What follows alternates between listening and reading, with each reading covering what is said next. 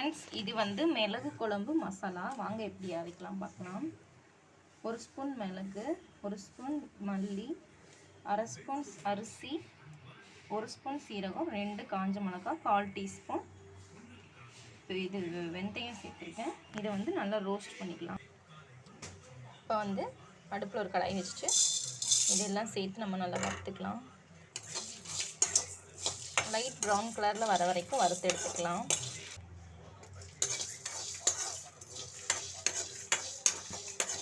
அவ்வளோதான் ஃப்ரெண்ட்ஸ், நல்லா light brown கலரில் வறுத்து எடுத்தாச்சு.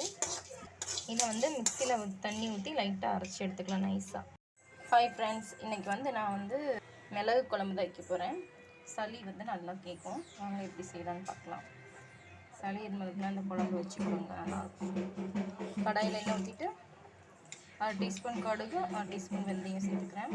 வெள்ளைப்பூடு, வெள்ளைப்பூடி, கருவேப்பிலை, சின்ன வெங்காயம் 200 கிராம் சேர்த்துருக்கேன். இந்த குழம்புக்கு வந்து நீங்கள் சின்ன வெங்காயம் சேர்த்தா தான் நல்லாயிருக்கும். கொஞ்சம் வதங்கட்டும். வெங்காயம் வந்து கொஞ்சம் நல்லா வதங்கிடுச்சு. தக்காளி சேர்த்துக்கலாம். பெரிய தக்காளி வந்து 2 தக்காளி சேர்த்துருக்கேன். நல்லா வதங்கட்டும். கொஞ்சமாக உப்பு சேர்த்துக்கலாம். தக்காளி வந்து இப்போ நல்லா வதங்கிடுச்சு. புளிக்குழம்பு பொடி சேர்த்துக்கலாம்.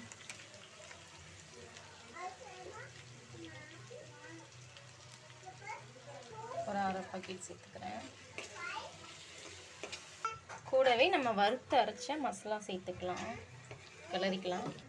மிக்ஸி ஜார் கழுவி அந்த தண்ணியை ஊற்றிக்கிட்டேன். இப்போ வந்து புளி கரைசல் சேர்த்துக்கலாம். புளி கரைசல் தண்ணி ஊற்றிட்டேன். நல்லா கொதித்து பச்சை வாடெல்லாம் போகட்டும். இப்போ பாருங்கள், பூண்டு மிளகு குழம்பு நல்லா தளன்னு கொதிச்சுக்கிட்டு இருக்கு. இன்னும் கொஞ்சம் தண்ணி வற்றட்டும்.